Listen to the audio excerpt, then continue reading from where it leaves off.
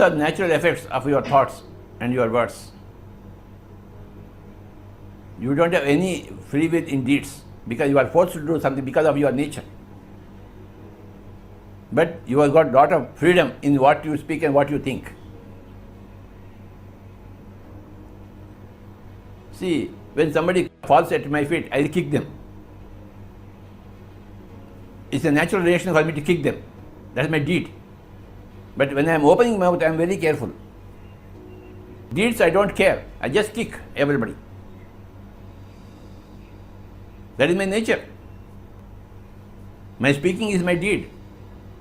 My kicking is my deed. Don't think about deeds. Only think about your words and your thoughts. That's where you must be very careful. Deeds are natural shadows. You don't worry about the shadow, whether the shadow is coming out with you or not. Never analyze anybody's deeds. Only analyze everybody's words. You can't analyze anybody's thoughts. But words are there. Words are the field, the great field of spirituality. My thoughts are invisible to you. My deeds are irrelevant to you. But my words are relevant to you. Vak Kshetra is the most important Kshetra. Between the Bhavana Kshetra and the Chesta Kshetra. Vak Kshetra is the most important thing, Baba. I don't care about what is there in your mind. I don't see it. I care about whatever is coming out of your mouth. You know what Jesus said? A very beautiful thing. What goes into the mouth, that does not define the person. What comes out of the mouth, that defines the person. What goes into the mouth goes into the body. It would only affect the body, and body is nothing. But what comes out of the mouth, that affects the soul. This is statement from Jesus Christ about Vakshetra. And in PSSM, in Pyramid Spiritual Movement, the most important thing is Vakshetra. How you speak, what you speak, when you speak, in what context you speak, with the intention you speak, all these count.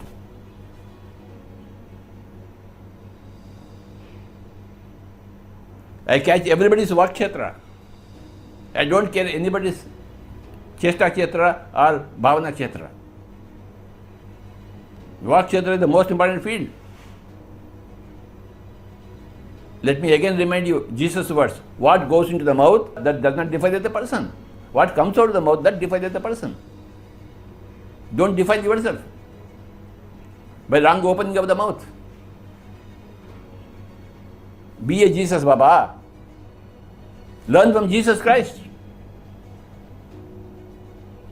This is the greatest statement from Jesus Christ. What goes into the mouth, that does not define the person. What comes out of the mouth, that defines the person.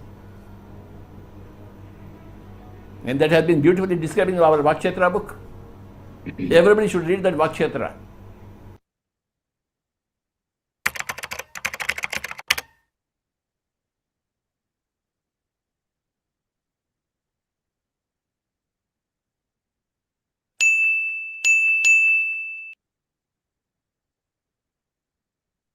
Namaste, friends. A very happy morning, afternoon, and good evening to all my dear friends and masters from all over the world. Welcome to day 11 of Presence, the Breath Mindfulness Meditation journey. What wonderful words did Brahmarshi Patriji told us today. Let us welcome our mentor and master, Dr. Chandra Pulamarasetti sir, to guide us through this meditation today. Over to you, Chandra sir.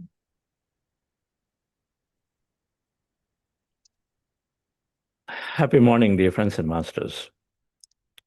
Wonderful afternoon, evening.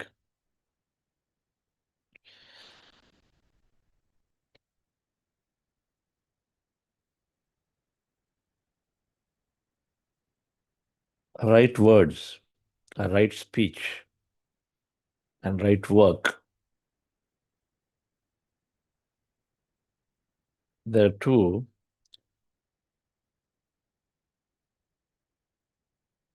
important steps of this eightfold path, Gautama Buddha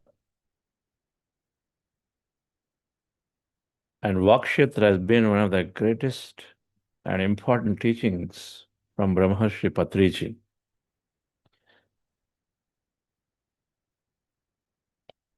And the top of the Vakshetra is no complaints, no judgments.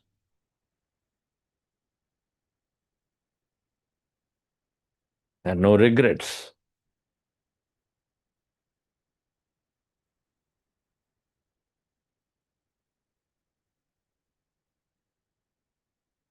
A right speech, a right word, and then right work, right livelihood. Gautam Buddha call it like livelihood.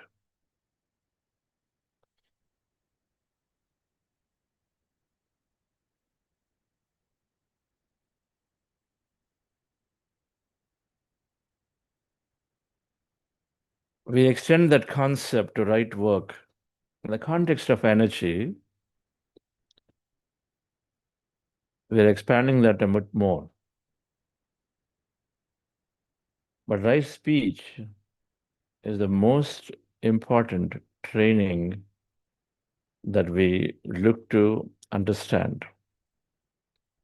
When I came in to the practice, I thought I knew how to speak.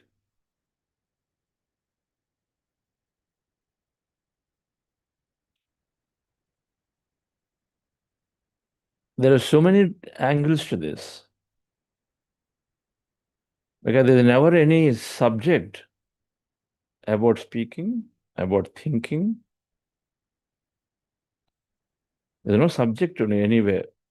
I don't remember having studied a subject about this at all. Perhaps educationists thought it is all known to everyone.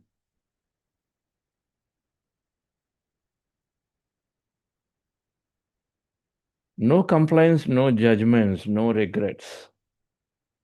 If we understand that we are the co-creator of our situations constantly, if we understand everything is happening to us based on our thinking and feeling, and if we understand by complaining and judging, we create more of the same again and again for us by regretting, then we will swallow those words won't come. First training happens. What does complaining do? It moves us into helplessness. What does judging do? It separates us from somebody else. What does regret do? It creates more of the same. Regret is discharge of body going into more and more poorer states of the body health.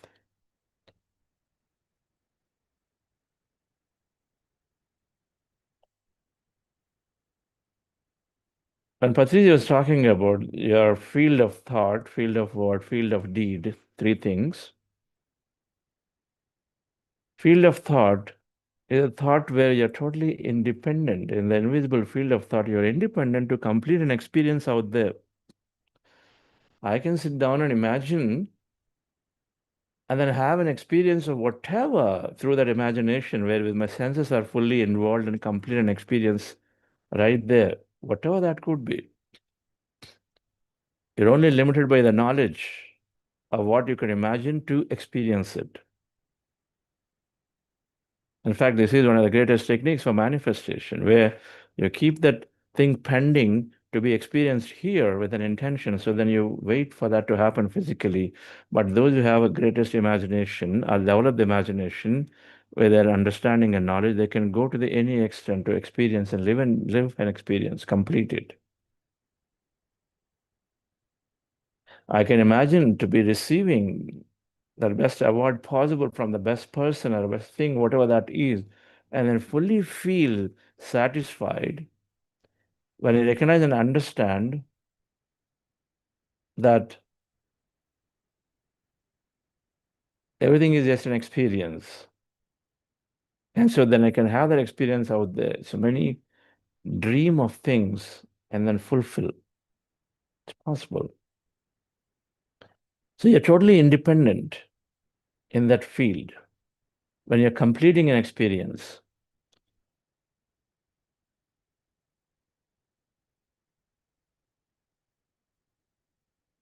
In Cheshta Kshetra, or the Karma Kshetra, the things that you do and actions, then we are totally dependent. It is based on a guna, the quality, or your belief system, a personality. You're completely dependent on that. You cannot change it. If we have a deep subconscious program, I mean, you can change it, but it comes slowly. If you have a deep subconscious program,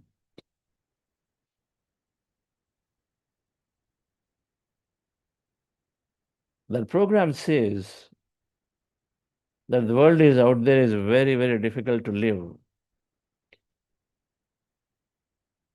That is the understanding that I have. It's a very difficult world. It's impossible nearly to live. People are not nice to me. It's a nasty world out there. Then our choices are to withdraw from it. Our choices are to stay in a place with no action, with inaction, living in a hopeless situation. Whatever we do that way. Doesn't matter. We don't want to join anything. We don't want to go anywhere. Escape. Now, that comes from that understanding, deep subconscious program. That cannot be just like that. By telling them, why are you doing this? Come join. There are groups are coming. You come and join. You try to correct them there. They cannot. Doesn't happen. How much ever you do, and then they're only going to lead to more friction. A classic case between those who have authority and those who do not have authority, like a parent and a child. Do not have authority from understanding perspective because they've been told deeply respect any elder, and so then they have to keep quiet beyond a point. They cannot change unless their understanding changes. They have to help them get the understanding, then to force them to do something. And slowly, eventually, they change the subconscious programs, which is where we said meditation helps to look into your subconscious programs slowly but surely. Our views will change. Unless the views change, your day-to-day activities are difficult to be changed.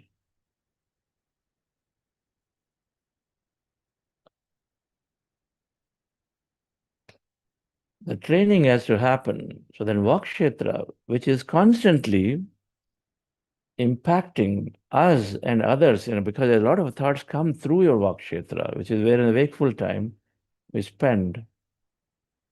A lot of thoughts are triggered and then have to be committed through what we speak. Because when we speak, it has an influence on everything around, significant influence.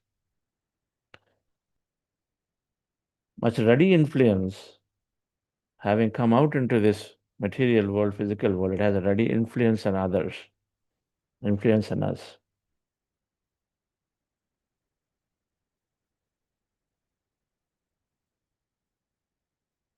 When we use a word, my child does not meet the requirement. I know this colleague is working hard, but is not able to do what we're looking for to do. That's not necessarily a positive comment if they hear that. That words is not encouraging comment. So in Vakshetra, we talk about a few things. We use a filter, triple filter test. Whatever that we speak, does it satisfy this filter? And if it is so, it's a great way to, it's a candidate for consideration to speak.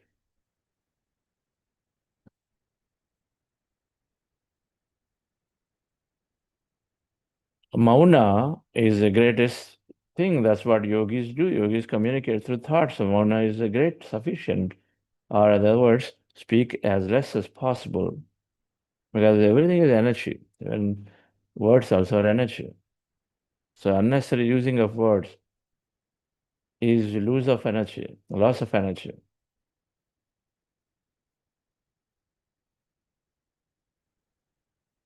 A Zen story says that when the students ask a monk, I'd like to know what is the best way to speak. He says, okay, go into the village and then meet people and come back. Goes to the village, comes back for the whole day and says, sir, that's no good. There's only gossip. There is only blame. There is only people pleasing praise. There's no good. There's no way to speak. Gossip is there. Blame is there. People pleasing praise is there. And so that's not the way to speak. Okay, good. You learned your first lesson, what not to speak.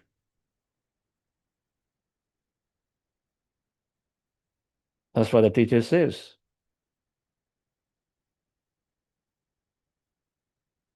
That tells him that when you open your mouth and when you speak something, that must help people to go into silence.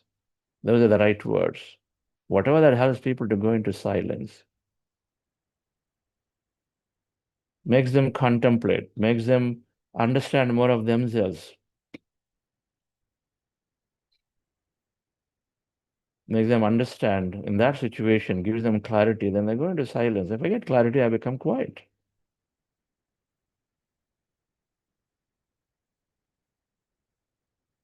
So your word should be in such a way that makes people go into silence.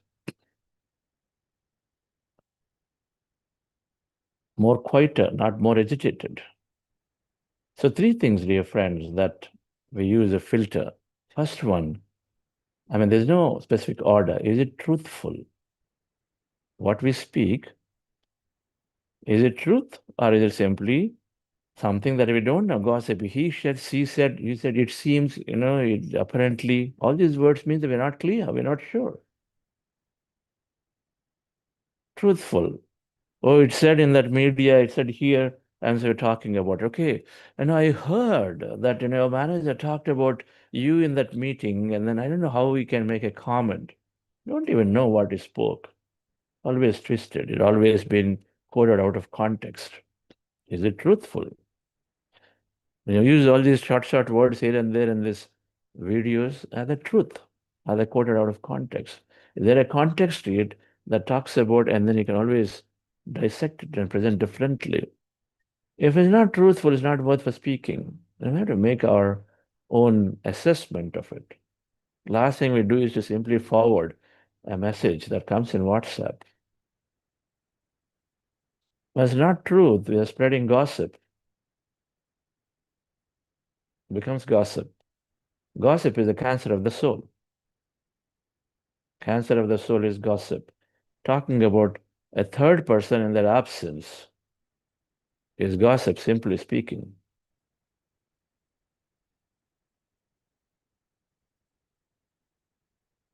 Is it truthful? Is it positive? Is it positive? And is it useful? Is the third one. Is it positive?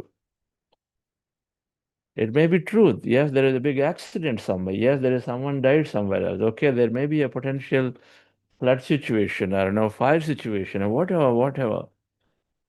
There is a job loss that's happening in the next company.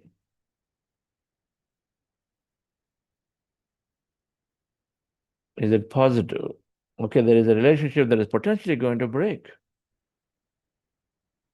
And there is a report that has come out and said how many people are making suicides. Is it positive? It's not positive. Now, is it then, what's the point? It's sharing something which is going to induce fear. It's not going to make people silent when you talk about issues that have no use to them. Or just because they're there. What's the necessity? There may be an odd person whose job in a governmental position or in a company position like an HR head who requires to know something relevant to them right there. That's called usefulness. Unless it's useful, just because it's an event, we don't speak about it. What's the point? You don't induce fear. You don't induce fear. Hey, that company is trenching people. Okay, so then that fear, you're making them vegetarian inside, worried. Not necessary. Why is it necessary? Will that happen to your company? Not. You don't know. Then how can we say? Then what's the point?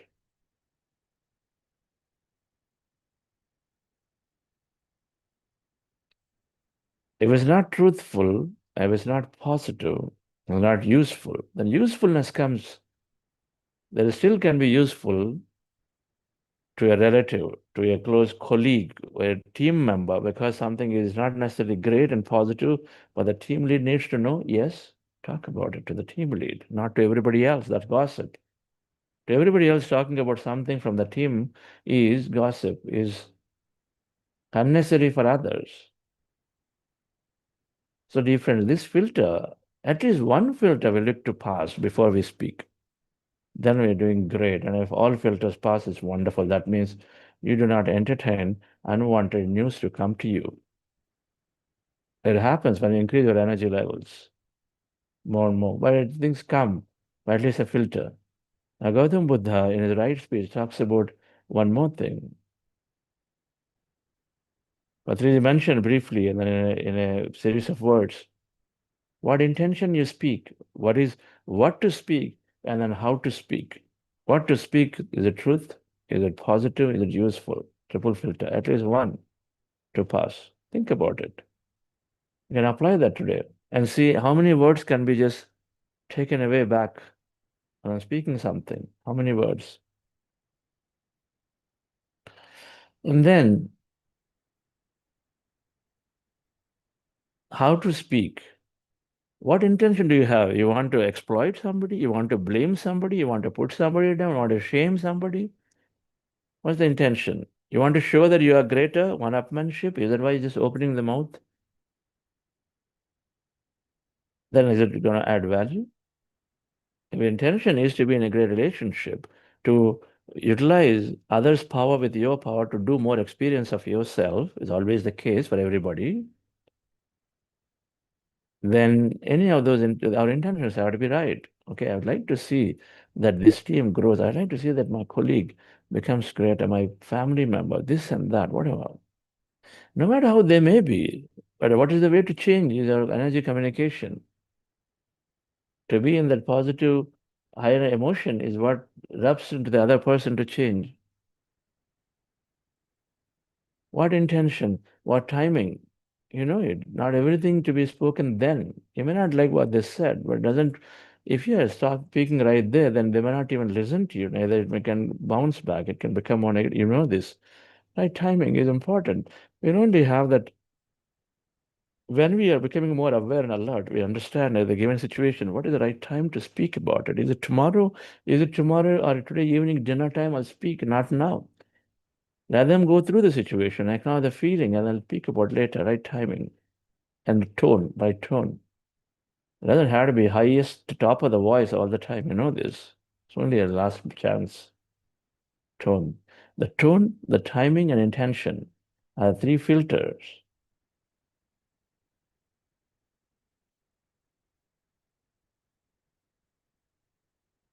Speech, dear friends. And by doing so, dear friends, in the context of energy, then our words become quite impeccable.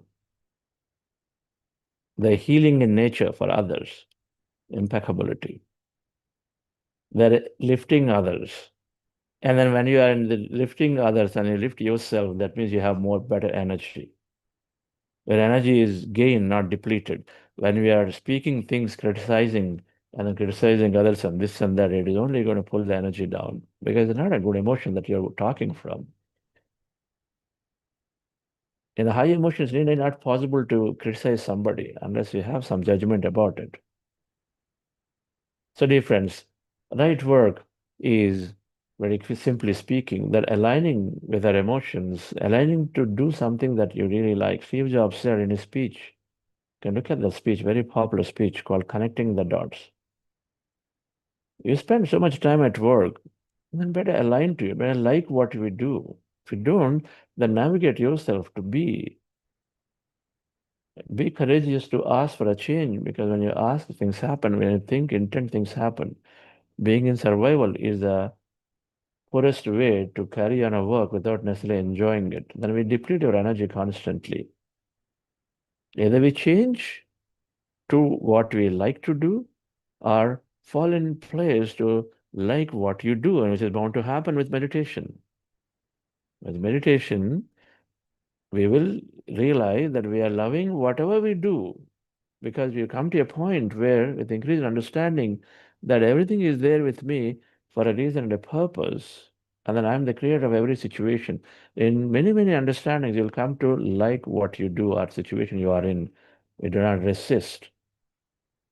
But initially, we can, of course, make change. Be courageous to ask for a change in a way that you love doing what you're doing. You love that thing that you're doing, meaning basically you do what you like. You ask for it. No problem. One of the two has to happen. Then we enhance our energy. We don't deplete our energy. So right work, dear friends, right work and then right speech are the two important aspects of the energy generated from inside. We had three circles about energy. Energy from external sources, right food, vegetarian food, a lot of water. And then energy from generated inside, right thinking, right speech, right work, right emotion, right seeing, right sleep, and then energy innately there, which is meditation energy that we sit down for 10 minutes, we spend so much energy, carries on for several hours of the day. And so we do not miss meditating. So let's go into practice of meditation, and then we have breakout rooms after that today, where you go into smaller rooms and smaller Zoom rooms, and then where you interact and share with your facilitators today.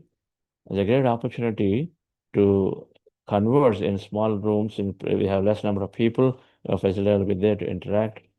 So we'll do that after meditation. We're practicing breath meditation, dear friends. Relax yourself. Our goal is to rest our mind and with our eyes closed. When we observe our breath with our eyes closed, we empty the mind and rest the mind of thought. As you see in the picture, take the posture and then observe your normal natural breath with your fingers into fingers, hands comfortably rested in your lap, closing your eyes.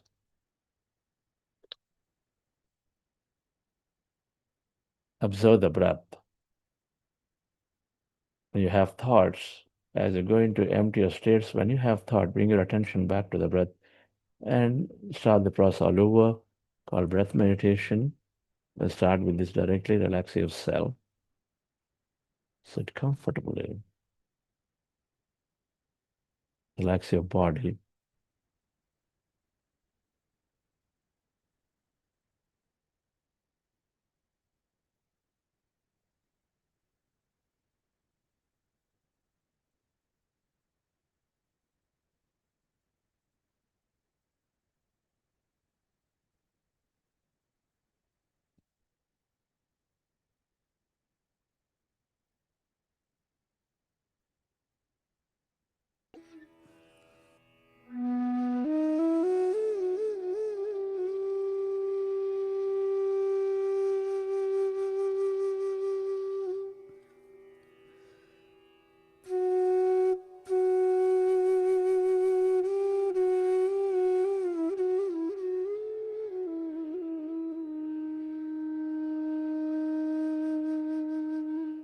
Dear friends, dear masters,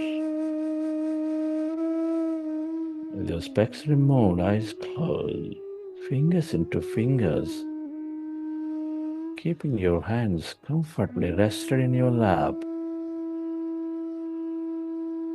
Observe your normal, natural in-breath and the out-breath.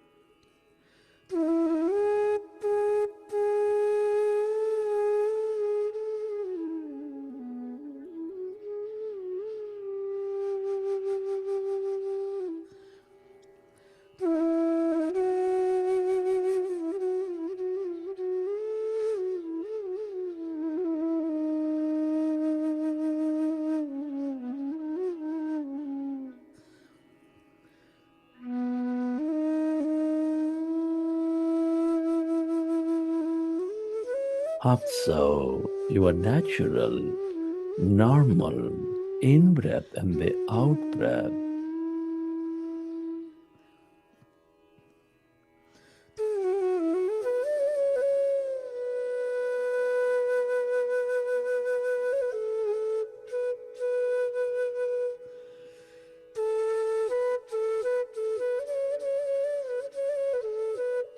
When you observe your breath,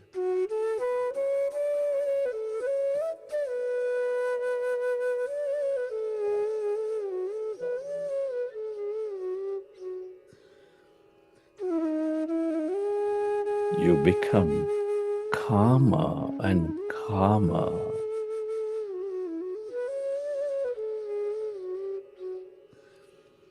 As your thoughts become lesser and lesser, you go into stillness of your body and mind.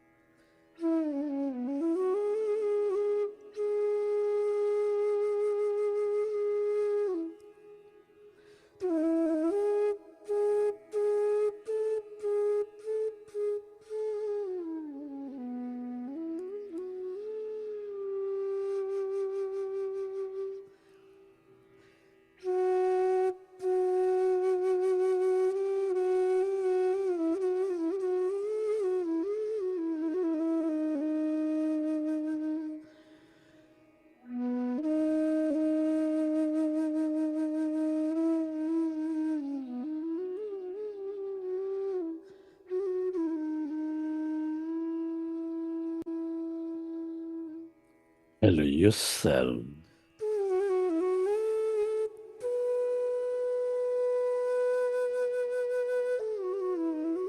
to go into that calmness.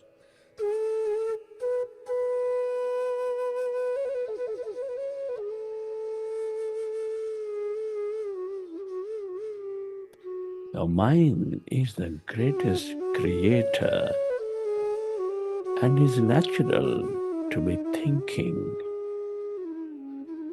If you recognize you have thought, go back to observing your breath.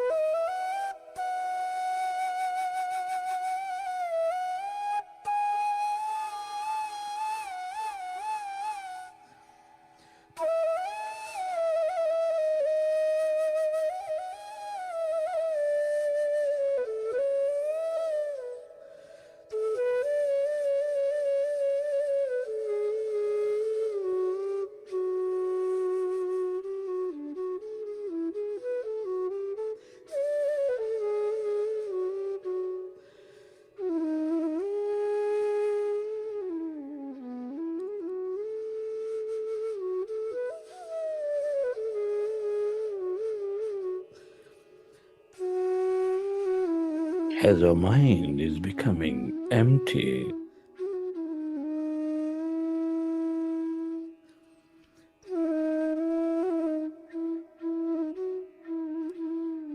we develop greater awareness of the moment.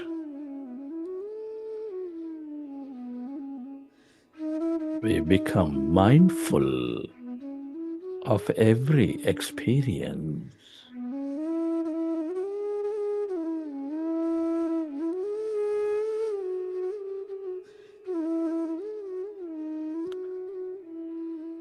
We develop greater power of the heart.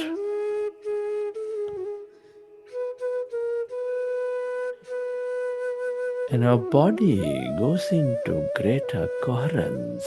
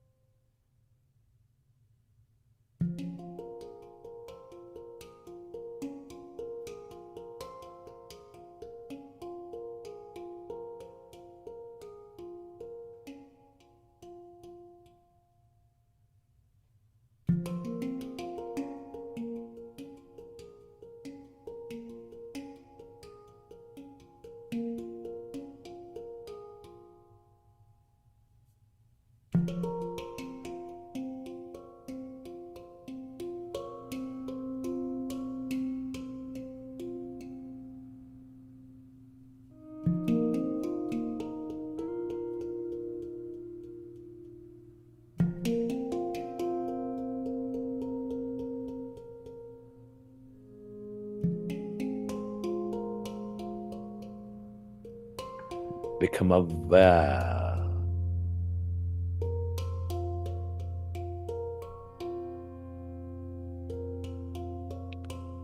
of that calmness, emptiness inside of you, all around you.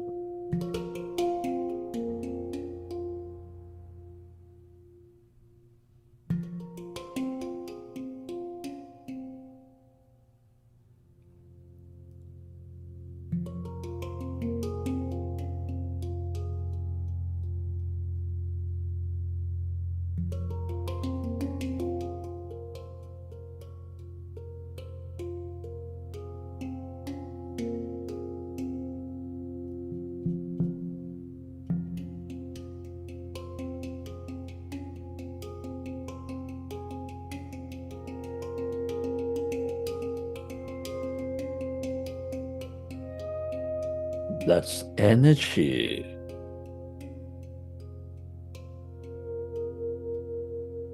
All emptiness is energy.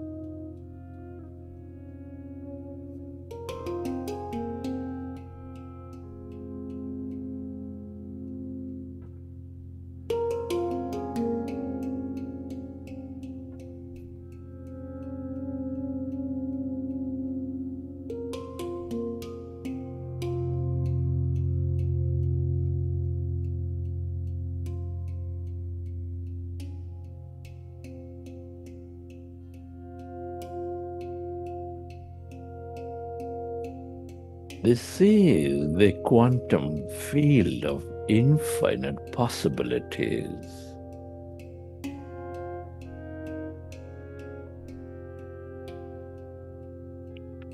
The field of infinite wisdom, will, and energy.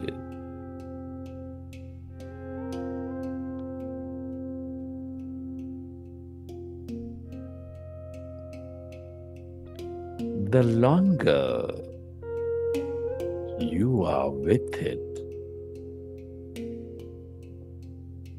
away from your body,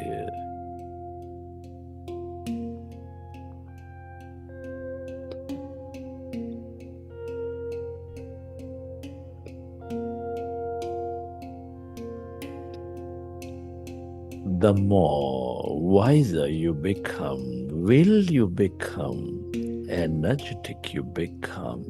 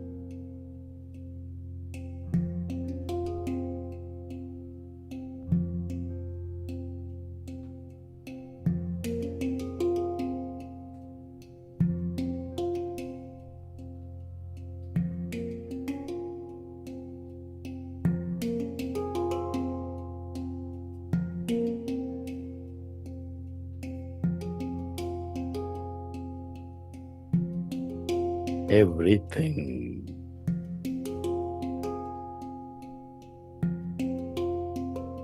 that you ever experienced or will experience is here in this field of energy. The more you are with it,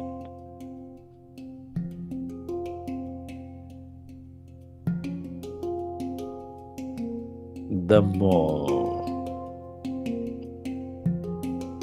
you tune in to these experiences, you more miracles you draw into your life.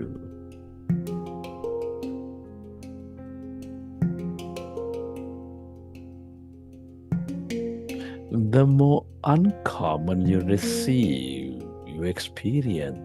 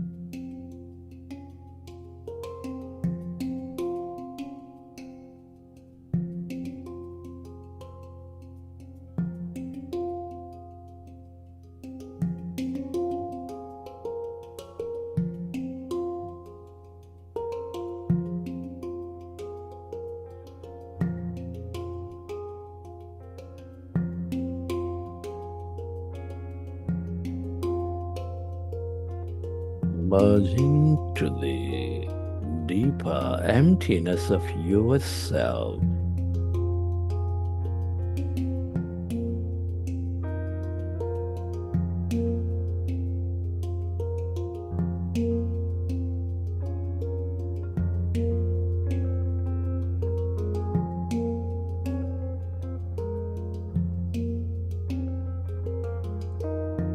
The field where everybody and everything are connected as one,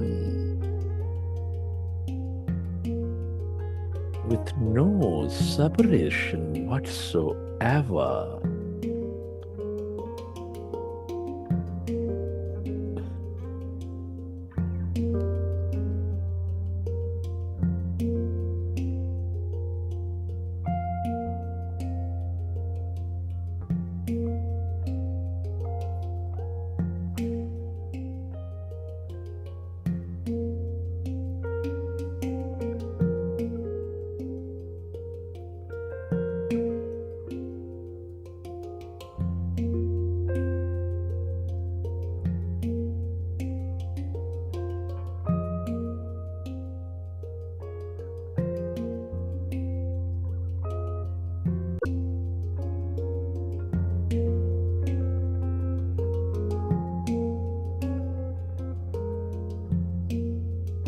The more you are with this divine intelligence, the divinity within you,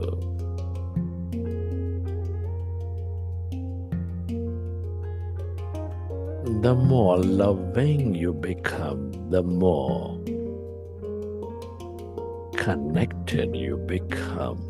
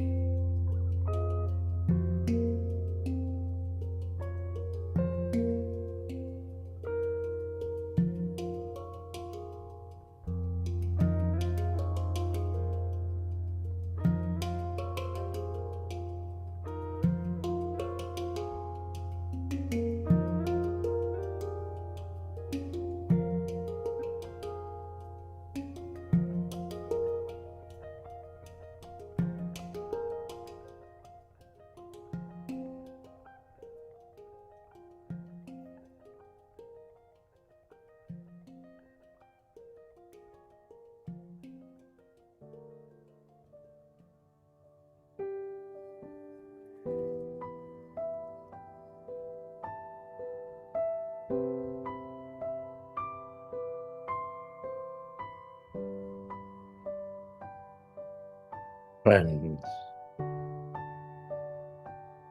at this time, let's express gratitude to all things and everyone in our life. Gratitude moves us into coherence, helps us experience and create more.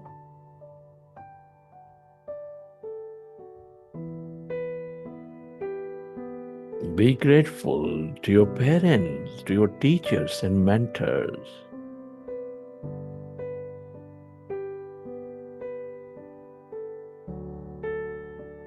Your gratitude to all the people in your life, your family, friends, colleagues, relatives, everyone.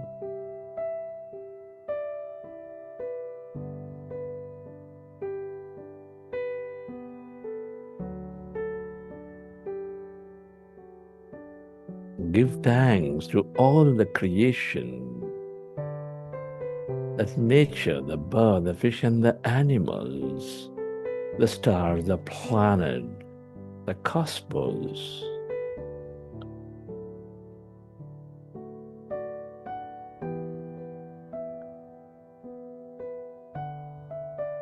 And everything created by us, the technology, the system, the companies, the governments, the institutes.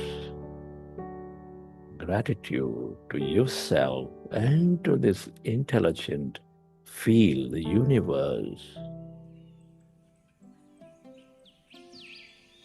Gratitude is the ultimate state of receivership.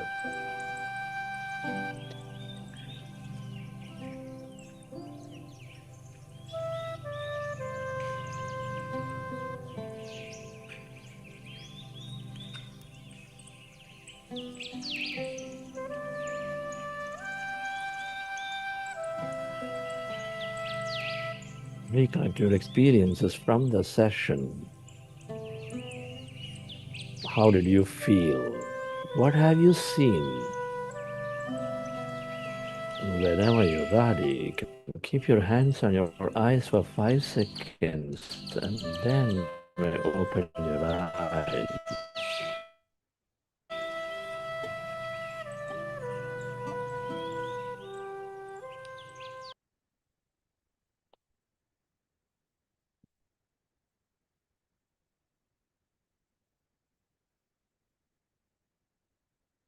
Okay, dear friends.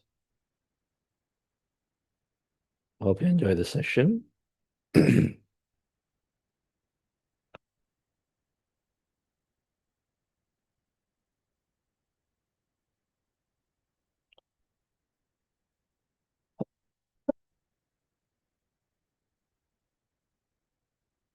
Fantastic. We can do this meditation any number of times for any longer. Absolutely no problem. We can do this meditation with any combination of whatever you do, doesn't matter. It can be any yogic practice, it can be any pranayama, it can be anything, but this meditation can be done because it's pure relaxation as a process from a body perspective.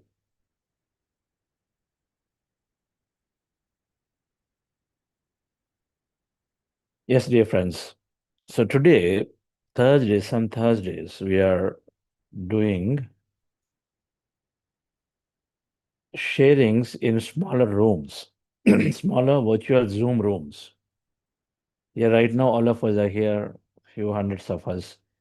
But in a room, and those of you on YouTube, if you'd like to join, you can come back and the new link is posted, Zoom link. You exit this and you join that. Or rather, click on that link to join, where you will find in a smaller virtual room, the facilitators will be there. Gitanjali, madam, you're also taking the one, right? You're also taking one? Yes, sir. I'm taking Yes. one. So she's going to be in another one room, and there are many other facilitators will be different rooms when you go and join that link. And so they can interact in smaller groups. All of us will split into probably 6, 7, 8 rooms. I have each room a small number of people, so we interact very easily, freely, converse, ask questions, share your experience so far in this 10 days journey. What happened for you? Yes, madam. Yes, dear friends, we are, as Sir said, we are going to have a breakout room today. We are going to have a wonderful interaction. So I request all of you either to follow the link which is posted in the chat, or the breakout room links are also posted in the WhatsApp groups where you have joined. You can follow the link from the webinar chat where we have posted already.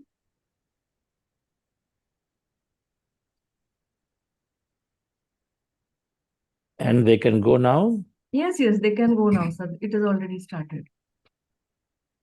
Okay, friends. So I'll see you in the other Zoom where we all can interact with your videos on. So please go ahead and click the link and wait for a few seconds for it to join you into an appropriate room there. Okay, friends. So see you there. So thank you. And we'll meet, in case I don't see you on the other sides, and I will meet you all tomorrow. So thank you.